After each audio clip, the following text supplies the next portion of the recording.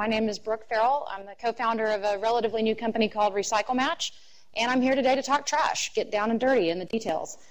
So when you think of trash, rubbish, waste, what pops into your mind? And you're welcome to shout out. I know you guys are probably ready for a break. Anything?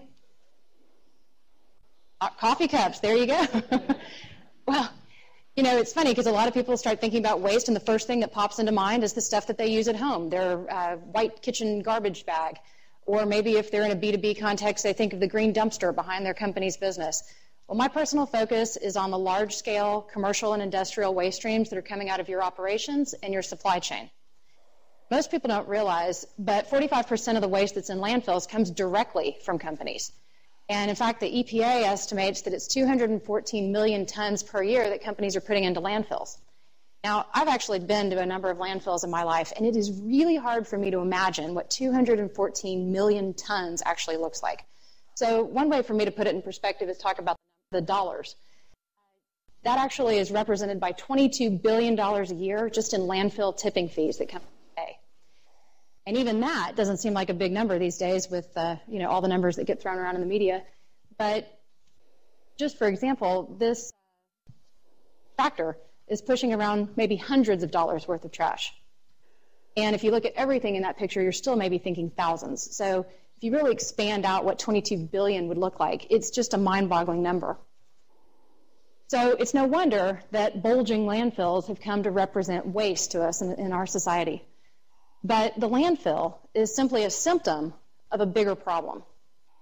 So when I was thinking about, all right, if landfill is a symptom of a bigger problem, what is the real definition of waste? I went back to my college textbooks. I was an economics major. And they defined waste as a negative externality, something not taken into account by the competitive markets. Well, that shows how long it's been since I've been in school, because these days I'm sure most of your companies very much view waste as risk, something that is taken into account by the competitive market. It could be brand risk, regulatory risk, reputation risk. And it's also a competitive threat. And in the eyes of shareholders, it could also be viewed as loss, because that waste that you're spending to put in the landfill was something you procured 30 days ago. That's a lot of leakage. So if you put zero in front of this equation, what does that do? There's a lot of emphasis these days on zero waste, and that has been great for getting people in this room, getting people all over really focused on what we're throwing away and why we're throwing it away. So zero waste has been great, huge positive things coming out of Zero Waste Initiative. But the other side of the equation is really kind of behind the scenes where a lot of the strategic opportunities are for companies. It kind of depends on how you define it. And the reason I say landfill is a symptom, take for instance a company who was shipping tons and tons of materials to the nearest landfill. And then instead they chose to ship those materials 2 states over to the nearest waste to energy facility. All right, check the box. They've achieved zero waste in their minds if they've defined that as zero landfill. But does that affect their risk? Does that affect their loss? So are they really treating the symptom or the root problem? Once we start looking at the root problem, we end up back at the basics, the 3 R's. And everybody in here knows about reduce, reuse, recycle. You've probably generated some funky R's for your own organizations, reinvent, rethink, everybody's got them. But no matter how many R's you throw at it, I think everybody in here knows it's a lot harder to manage waste with the care that you would a product. So is it even possible if we do all this properly? The EPA did a study, and in their study, pilot study, they indicated that between 42 and 68% of commercial waste streams can actually be recycled or reclaimed this way. That's huge. That's fantastic, but it's not zero. So the other half of the equation ends up falling on the design side, where life cycle analysis comes into play, selection of reusable, recyclable materials. And that's exactly the crossroads where my company's focused. So since it's a new company, I'm going to do a little sales pitch here for you. RecycleMatch is an online marketplace that connects companies that have waste with companies that can use the raw materials. We like to think of what we do as the eHarmony of waste. So just like eHarmony matches up people that are seeking love, RecycleMatch is connecting companies that are seeking sustainability on both ends of their supply chain. So for instance, companies that are seeking zero waste goals might find a company who's looking to increase their recycled content. So the companies that have materials go out and post their materials. It's completely confidential, and there's no cost to post. So we only get paid when we make a match. On the flip side, the companies that are seeking materials can go in and fill out detailed profiles of what they're looking for. So if they're looking for something broad like all glass, they'll get instant alerts whenever glass hits the website. If they're looking for something really super specific like stained glass windows, they'll only get an email once in a while when something that fits that description hits the website. So let me give you a couple of examples, speaking of glass. One of our early customers was a large corporation, actually one of the larger corporations in the world that's headquartered in Houston, and they had sustained damages after Hurricane Ike. Thousands of windows were going to have to be replaced. And all their vendors were saying this isn't recyclable, can't be recycled, and as a last-ditch effort, these guys called us and they thought, okay, here's this little startup company, who cares, we'll put it on there.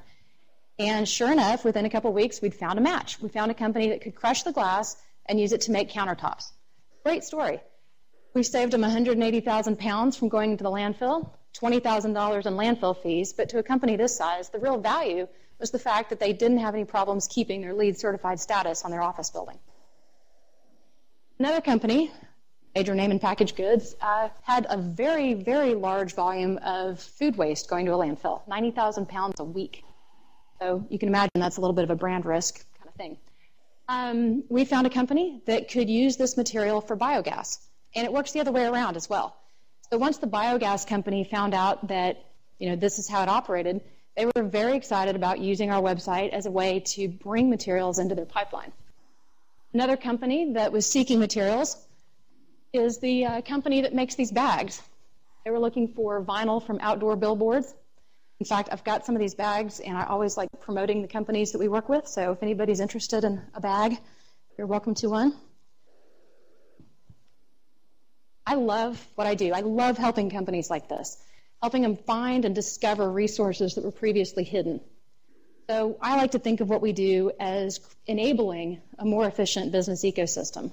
And the reason I say enabling is these guys knew what they had, and these guys knew what they needed, but they didn't know how to find each other. In fact, they didn't even know each other existed. So it's great to be able to make those connections.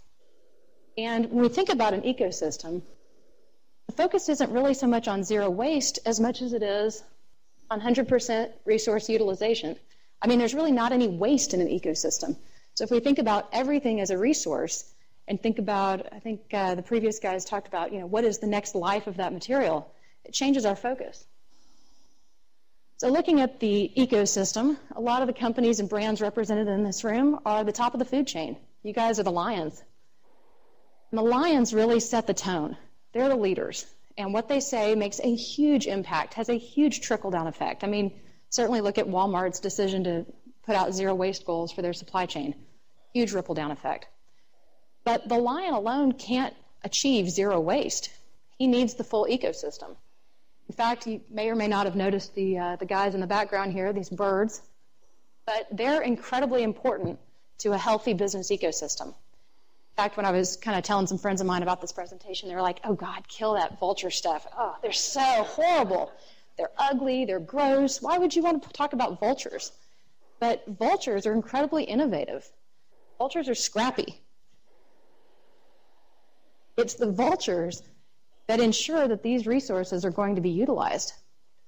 And so in business, in the business ecosystem, there are some really, really innovative companies coming out more and more these days that are figuring out how to take your waste and create something really innovative with it. There's companies figuring out how to work leaner, companies figuring out how to do amazing things based on using waste as a resource.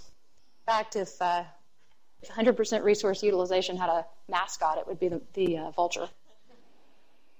So my parting thoughts to you guys are this. Think of waste as a resource. Stop thinking of waste as waste. It's a resource. And think about what your role in the business ecosystem is and how you can help that ecosystem operate more efficiently. If you're a lion, for God's sakes, don't go take that carcass and bury it. There's a vulture that needs that. So, and then of course, lastly, please use RecycleMatch, because whether you're a lion or a vulture, we really feel like we can help you make those connections and help you create a more efficient business ecosystem. Great, thank you.